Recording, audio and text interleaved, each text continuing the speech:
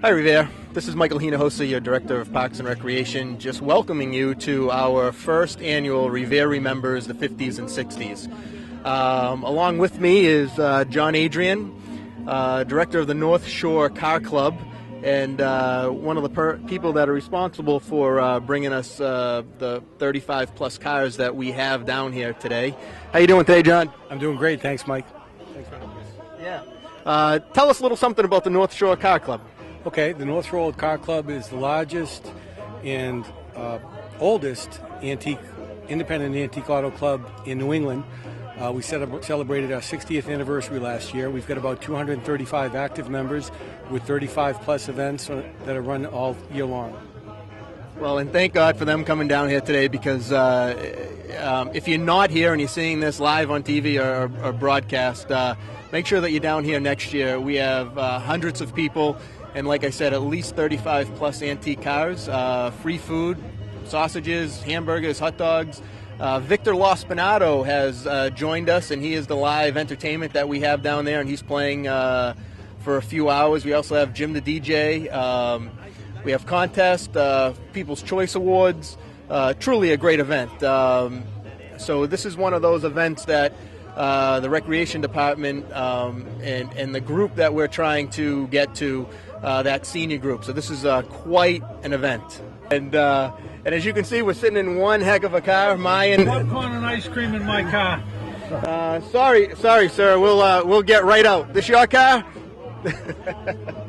Hi, Mike Hinojosa here again, and we're just walking around talking to some of the car owners that have decided to show up today. And with me, I've got Ray Pezzi with a 1962 GTO Ferrari. That is correct. All right, Ray. Yes. How long have you been doing this, and how many shows you go to a year?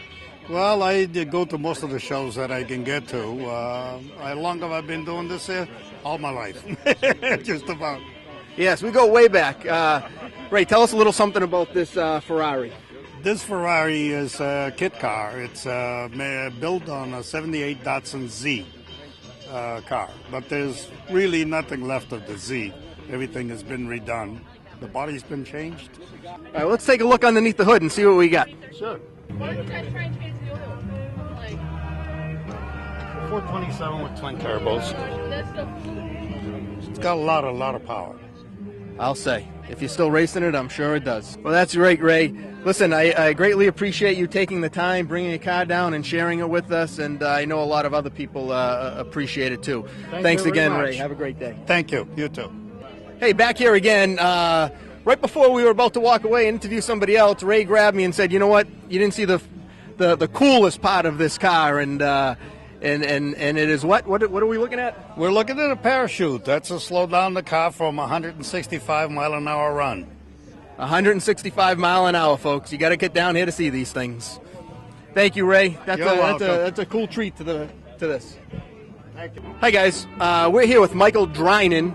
And we just stopped by because we have a rookie here. He's, this is his first show. Just bought the car a couple of months ago and immediately put it on display. We have a 1970 Monte Carlo SS, very rare find. Why don't you tell us a little bit something about the car?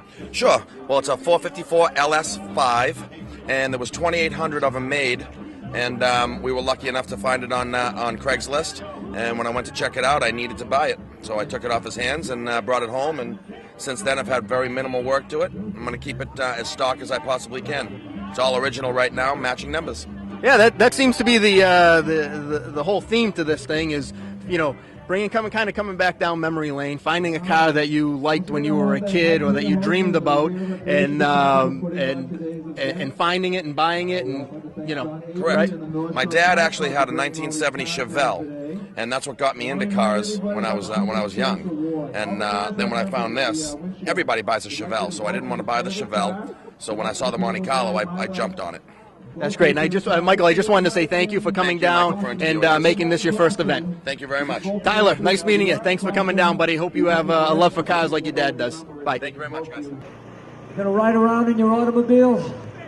Is your baby beside you at the wheel? You gonna steal a kiss at the turn of a mile? Okay. Riding along in my automobile. baby beside me at the wheel. Stole a kiss at the turn of a mile. My curiosity's running wild. Cruising and playing the radio with no particular place to go. No particular place to go. We parked way out in the Kokomo. The night was clear and the moon was gold. We both decided to take a stroll. Can you imagine the way I felt? I couldn't have fastened her safety belt.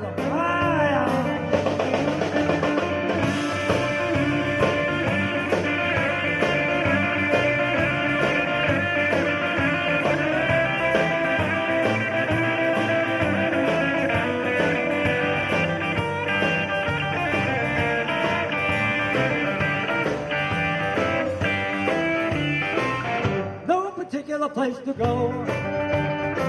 We parked way out on the Kokomo.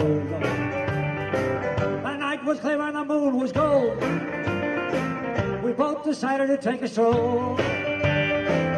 Reading the mail and radio with no particular place to go. Do it again.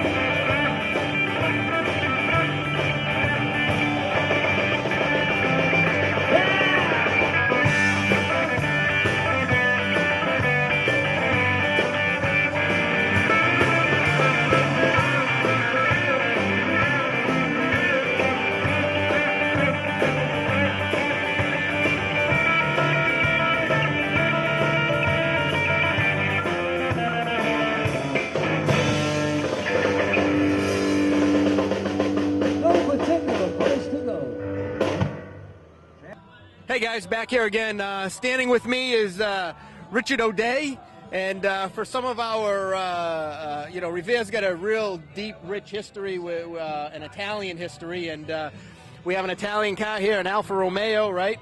Could you tell us a little bit about it? It's a 1972. I'm only half Italian, but I love it. We won't hold that against you. Thank you. And it's a 1972. It was illegal to bring in the United States, so it came in through Canada because of the emission controls. Ended up in California, then up in Manchester, New Hampshire when I got it.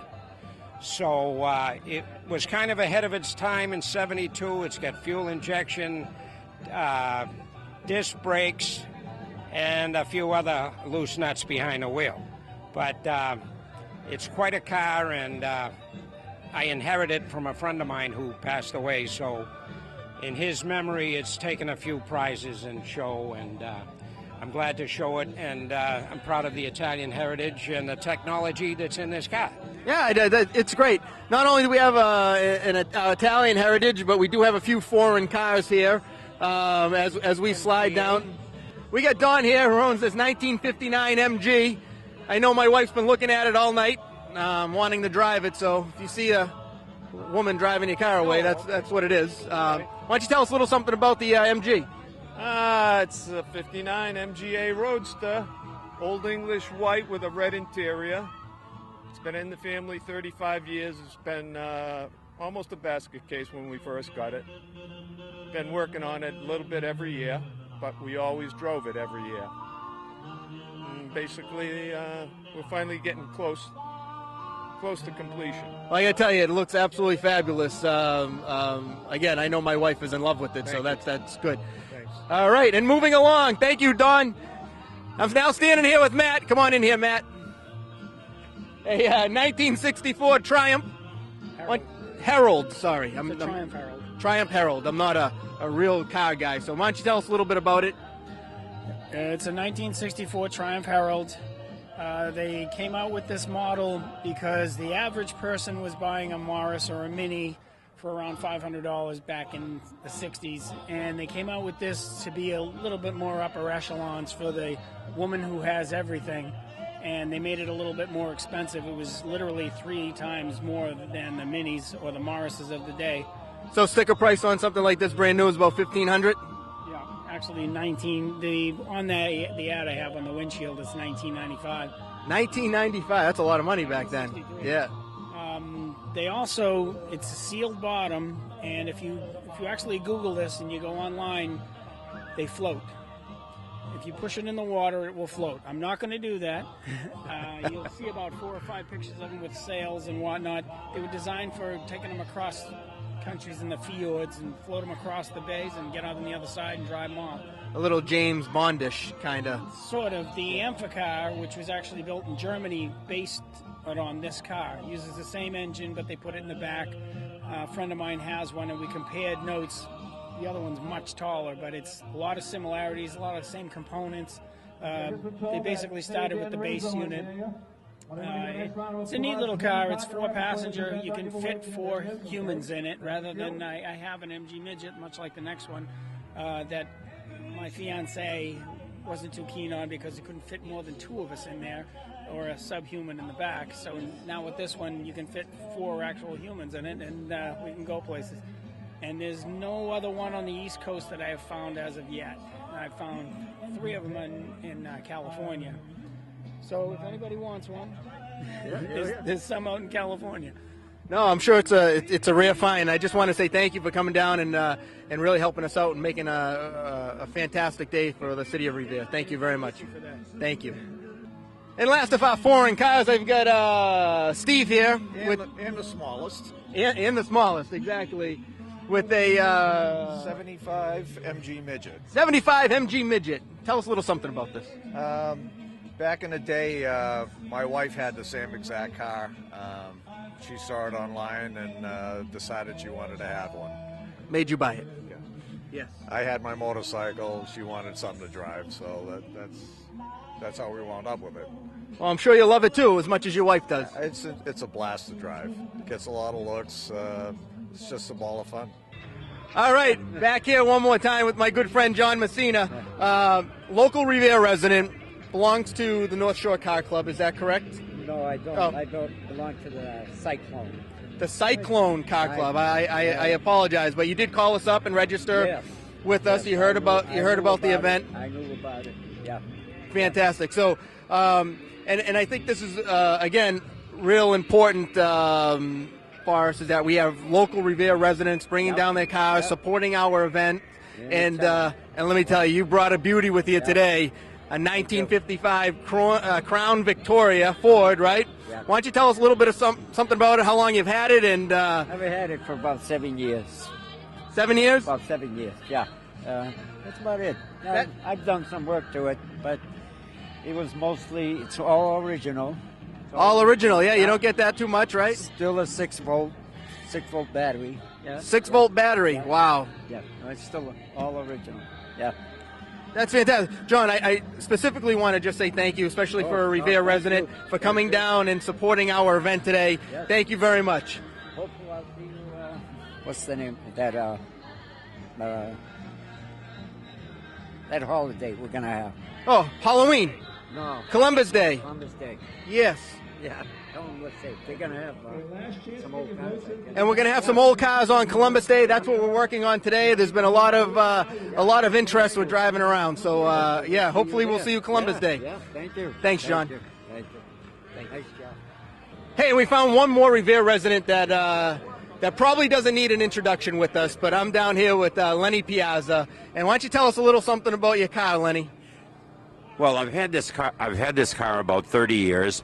And when we first discovered it, it was in a parking lot with the top down. It was the original top, filled with leaves and a bit of bird dew. And so it required a little cleanup, a little more. And in the 30 years, between a little paint, a little of this, and of course, in the old days, the engines had... we had lead in the old days that we don't have now. So I had the engine taken out and done over to today's fuel. But the interior has been done over, and that's a top that harmonizes with the body. It's something that I leave registered all year with Grundy, as you know, Mike. Grundy insures antique cars, boats, all kinds of vessels, and the price is right. And you're supposed to use it on the weekends, go to car shows, and not run it during the week, but of course we do. But I enjoy the opportunity to be here with you, and I want to compliment you on this event. Thank you very much. Lenny, just to thank you again, I was just saying having Revere residents support Revere events is thank you very much for coming down. Appreciate it. Hey guys, welcome back, and just to finish up our event today, we are with Justine Panaccio, who dressed up in her finest 50s and 60s outfit and won first place. Thank you, Justine, for coming down and helping us make this such a great event and dressing up for us.